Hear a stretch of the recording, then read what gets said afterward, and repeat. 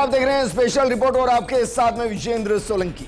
चीन उस भस्मासुर के जैसा है जिसके संपर्क में जो आता है उसको खा जाता है। पाकिस्तान को आर्थिक रूप से खा गया, श्रीलंका को खा गया, भूटान, नेपाल और बांग्लादेश को खाने की साजिश रच रहा है। ताइवान को खाने का मंसूबा दशकों से पाले बैठा है और अब उसकी नजर आकर टिक गई है भारत के अरुणाचल प्रदेश पर। वैसे तो अरुणाचल प्रदेश पर उसकी निगाहें एक सदी पहले से टिकी है, लेकिन यह भारत है जो ना झुकता है और ना ही घबराता है। और आज तो मोदी का भारत है जिसके रहते ना तो अक्साई चीन बन सकता है और ना ही तिब्बत जैसे अधिग्रहण हो सकते हैं। चीन ने फिर से अरुणाचल प्रदेश के कुछ इलाकों के नाम बदलकर विस्तारवादी सोच की घिनौनी चाल चली और वो इस चालबाज चीन के खिलाफ मोदी ने चक्रव्यूह रचने की तैयारी कर ली। एक ऐसा चक्रव्यूह जिसमें फंसने के बाद चीन अरुणाचल को तो भूल ही जाएगा, तिब्बत से भी हाथ गवा बैठेगा, क्योंकि इस बार चीन के खिलाफ भारत ने अपनाई है ईंट का जवाब पत्थर से देने की रणनीति। और मोदी 3.0 का लक्ष्य है चीन के खिलाफ मजबूत रहते हुए इतिहास में हुए अतिक्रमण को जड़ से हटा देना, क्योंकि इस बार रचा गया है चक्रव्यूह जिसमें फंसने वाला है ड्रैगन यानी कि चीन।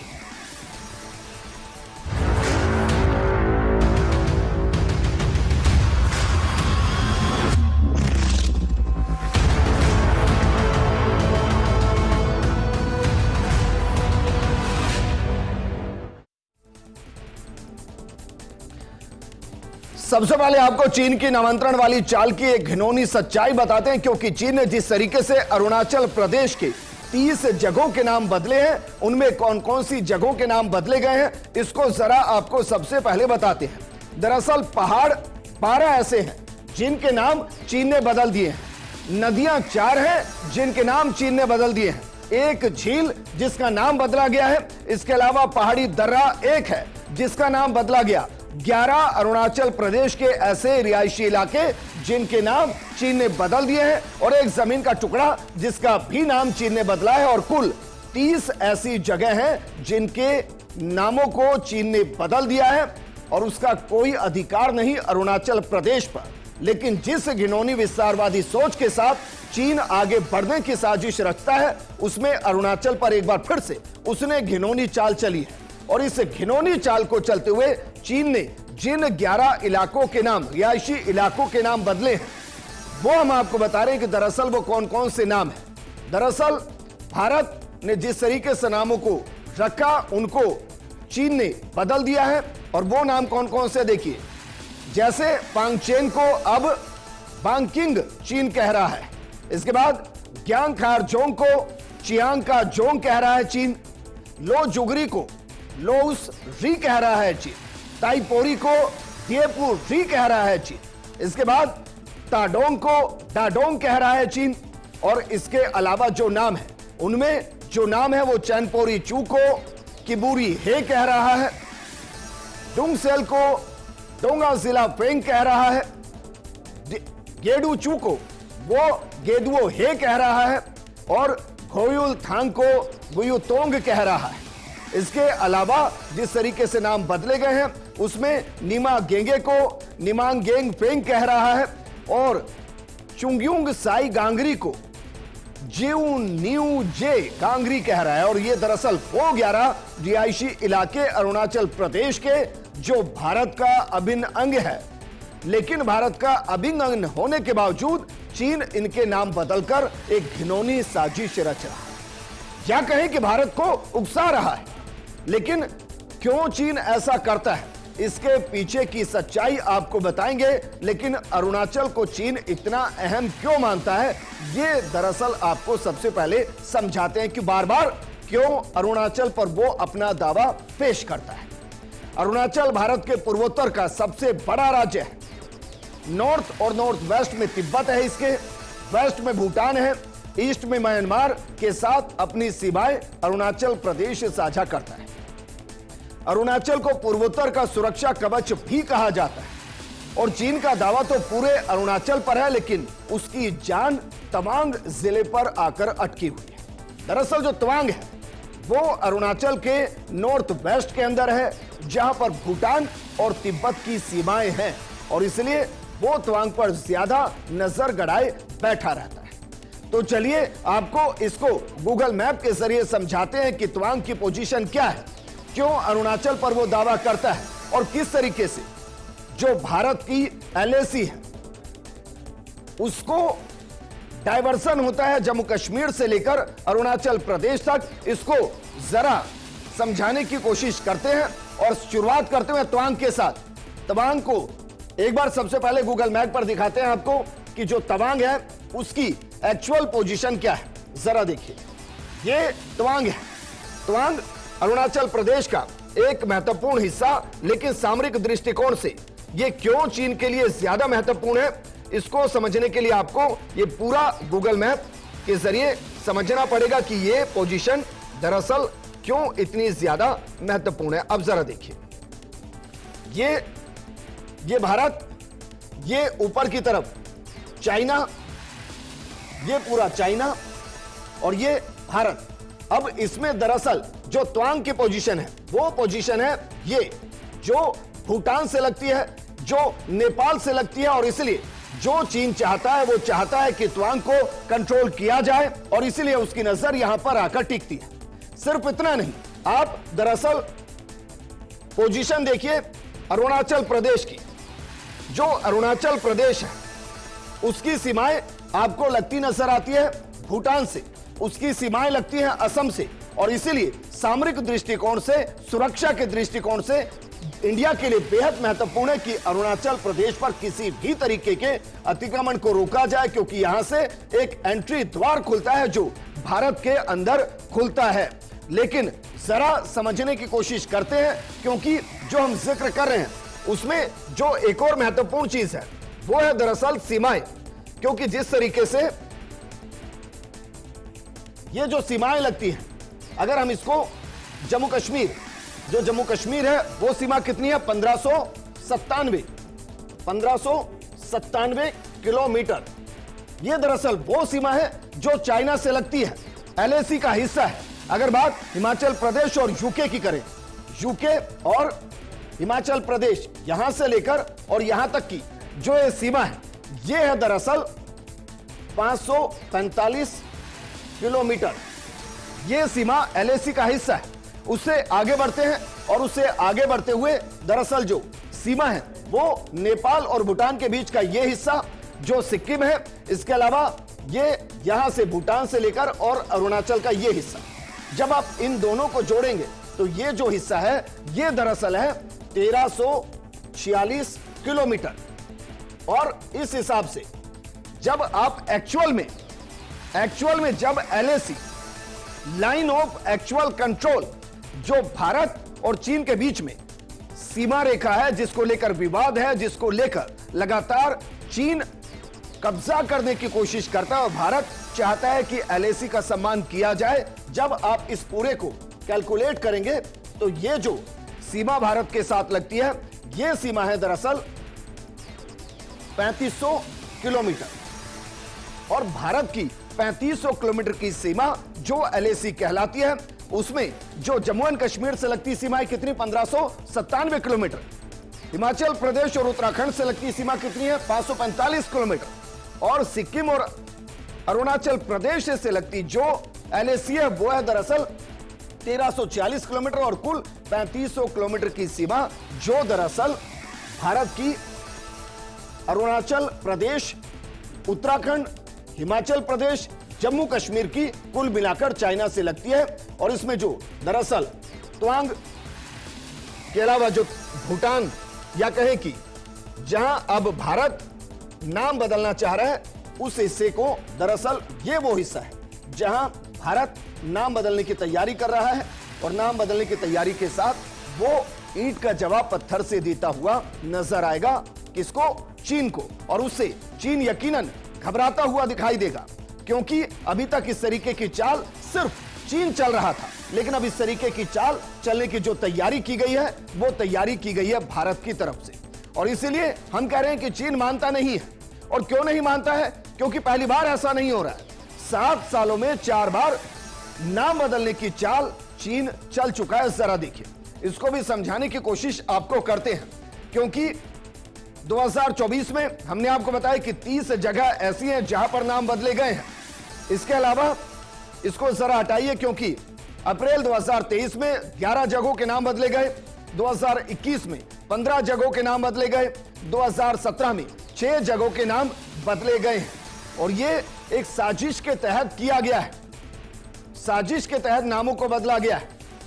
लेकिन चीन की साजिश का खौफनाक चेहरा हम आपको बताते हैं कि वो बार बार ऐसा क्यों करता है। दरअसल चीन बार बार भारत को उकसाने वाली हरकतें करता है। चीन अक्सर अरुणाचल के खिलाड़ियों, अफसरों को वीजा नहीं देता। पिछले साल वीजा को लेकर भारत और चीन के बीच में तनाव बढ़ गया था। दरअसल सितंबर 2023 में चीन के हैंगझोउ में एशियन गेम्स हुए थे। इसमें भारतीय वुशु टीम की 3 महिला खिलाड़ी थी, जिनके नाम थे नेमान वांगसु, ओनिल टेगा और मैपुंग लामगु, जिनको चीन ने वीजा देने से इनकार कर दिया था। ये तीनों ही खिलाड़ी अरुणाचल प्रदेश की थी और इस वजह से ये तीनों एशियन गेम्स में हिस्सा नहीं ले पाई थी। भारत ने बाकायदा इस पर कड़ी आपत्ति जाहिर की थी और आपत्ति के बाद चीन ने इन्हें वीजा तो दिया, लेकिन वीजा कौन सा दिया? इनको स्टेपल वीजा जारी किया। हालांकि भारत ने इस पर भी आपत्ति दर्ज की और फिर पूरी टीम ही चीन नहीं गई, क्योंकि अगर स्टेपल वीजा के जरिए भी यह टीम चीन चली जाती तो इसका संदेश यह जाता कि हां, भारत मानता है कि यह विवादित जमीन है और अरुणाचल पर चीन का अधिग्रहण है, चीन का स्वामित्व है।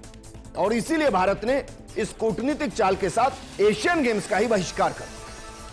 जुलाई 2023 में चीन के चेंगडू में यूनिवर्सिटी गेम्स हुए थे। 2016 में भी चीन के भारतीय बैडमिंटन टीम के मैनेजर को वीजा नहीं दिया गया था और 2011 में भी चीन 45 सदस्यों की भारतीय कराटे टीम को क्वांगझोउ जाना था। सभी खिलाड़ियों को पहले वीजा मिल गए थे, लेकिन 5 सदस्य ऐसे थे जिनको चीन ने वीजा नहीं दिया था। और ये 5 आप जानते हैं कौन थे? ये सभी के सभी अरुणाचल प्रदेश के रहने वाले थे।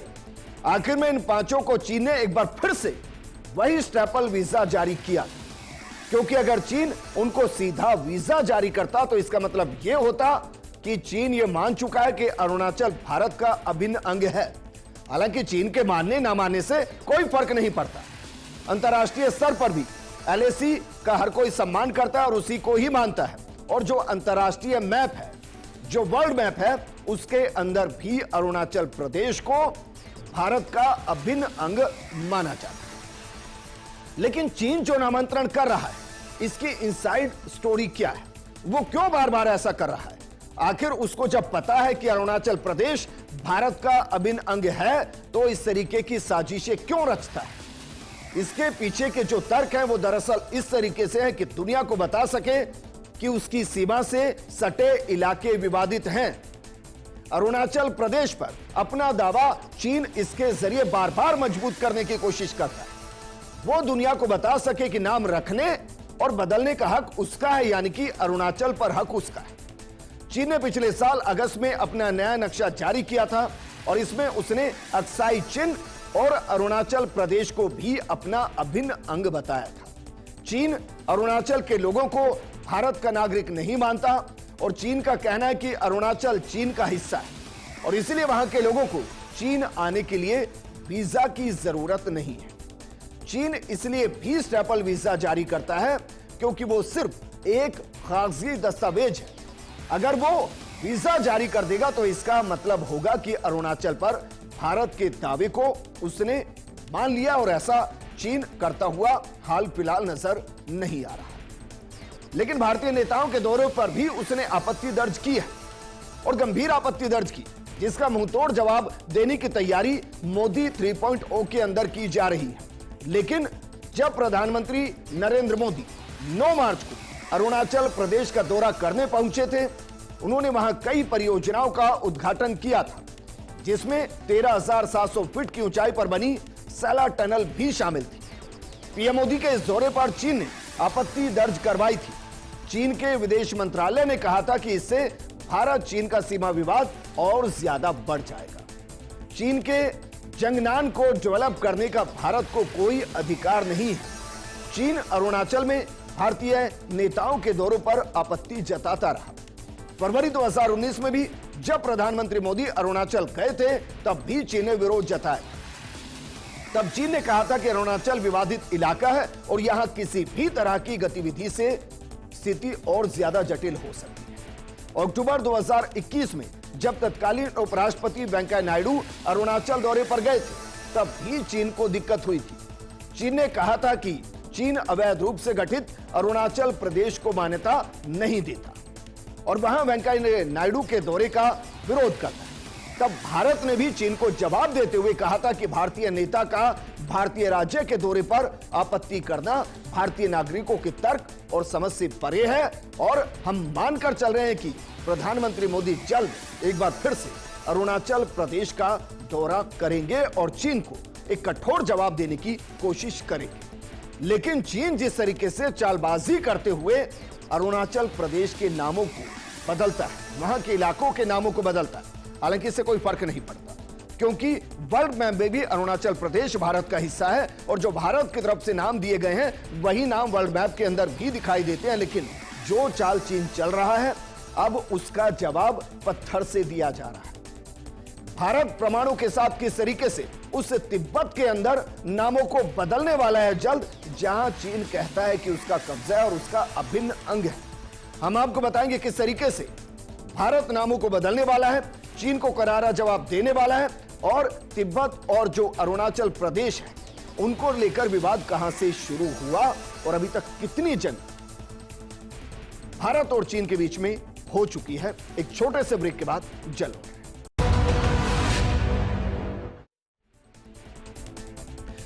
ब्रेक के बाद आपका स्वागत है। चीन अपनी चाल चल चुका है, भारत अपनी चाल को चलने की तैयारी कर रहा है और वो चाल कुछ ऐसे चक्रव्यूह की निर्माण की रूपरेखा को तय करेगा कि चीन उससे बाहर नहीं निकल पाएगा, क्योंकि चीन अरुणाचल के जिन इलाकों के नाम बदल रहा है उससे कोई फर्क नहीं पड़ता।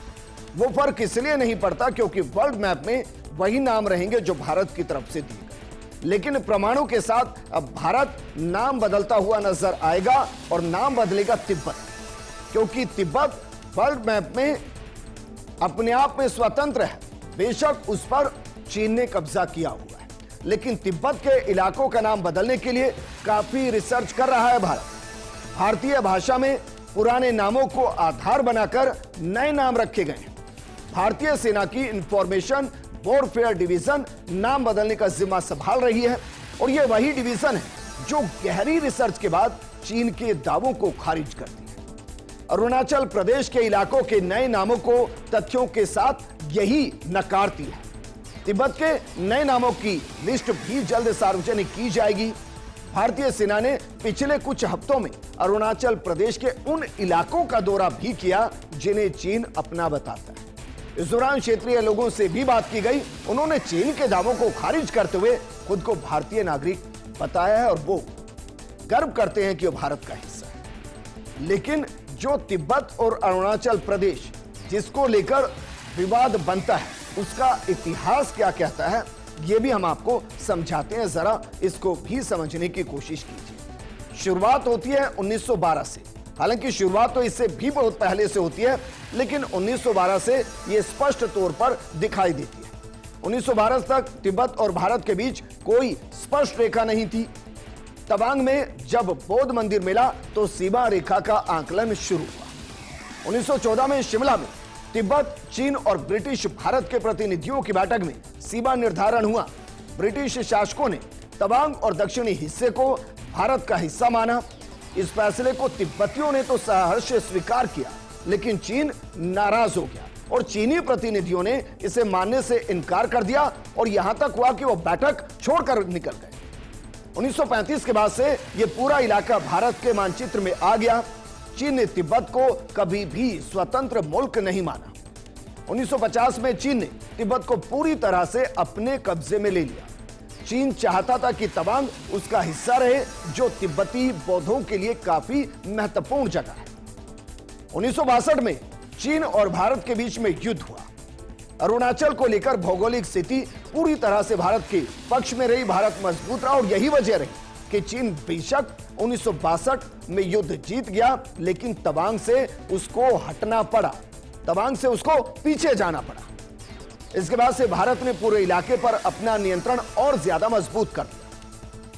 21 जनवरी 1972 को अरुणाचल प्रदेश केंद्र शासित प्रदेश बन गया और 20 फरवरी 1987 को अरुणाचल प्रदेश को राज्य का दर्जा दिया गया, भारत का अभिन्न अंग बन गया और वर्ल्ड मानचित्र के साथ साथ भारत के मानचित्र में गर्व के साथ अरुणाचल भारत का हिस्सा बन गया। लेकिन यह बात आज तक चीन को पच नहीं पाई और वो चाहता है कि उसके हिस्से पर फिर से चीनी शासन हो, जो संभव नहीं है। उल्टा भारत अब जिस रणनीति पर काम कर रहा है उसके तहत अब तिब्बत में भारत अपने हिसाब से नाम रखेगा और इससे चीन को मिर्ची लग रही है। लेकिन दोनों देशों के बीच कई बार विवाद हुए हैं, ऐसा नहीं है कि विवाद पहली बार हो रहा है।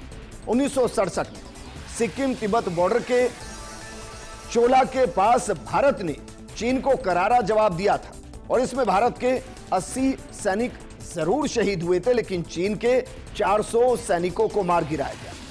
1975 चीन ने अरुणाचल के तुलुंगला में असम राइफल्स के जवानों की पेट्रोलिंग टीम पर अटैक किया था और इस हमले में 4 भारतीय जवान शहीद हो गए थे, लेकिन करारा जवाब चीन को दिया गया। 1917 का डोकलाम आपको याद होगा। 75 दिन तक सेनाएं आमने सामने डटी रही। चीन ने यहां सड़क निर्माण का काम शुरू किया तो भारतीय सैनिकों ने उसे रोक दिया था और क्या करारा जवाब दिया था वो पूरी दुनिया जानती। 2020 में लद्दाख के गलवान घाटी में दोनों सेनाओं के बीच झड़प में 20 सैनिक शहीद हो गए थे, जबकि चीन के 38 सैनिक मार गिराए गए। 1987 में भारत चीन के बीच तवांग के उत्तर के समदोरांगचुंग इलाके में टकराव हुआ। बातचीत के बाद बिना किसी खून खराबे के मामला शांत होता नजर आया। 2022 अरुणाचल के तवांग में चीनी सैनिकों ने भारतीय पोस्ट को हटाने की कोशिश की। भारत के 6 जवान घायल हुए। चीनी को हमसे ज्यादा नुकसान हुआ और तवांग को लेकर लगातार चीन उकसावे की रणनीति अपनाता है, क्योंकि वो चाहता है कि तवांग उसका हो और यह सपना उसका कभी पूरा नहीं होगा। उल्टा मोदी 3.0 के अंदर अब ऐसा लगता है कि जिस तरीके से भारत रणनीति के साथ ईंट का जवाब पत्थर से दे रहा है, वो दिन दूर नहीं कि हो सकता है कि तिब्बत एक बार फिर से स्वतंत्र देश हो और यही चीन के लिए एक करारा जवाब होगा, क्योंकि अभी तक उसका मुकाबला उन देशों से हुआ जिन्होंने चीन के सामने सरेंडर किया, लेकिन इस बार मुकाबला भारत से है, इस बार मुकाबला मोदी से है। नमस्कार।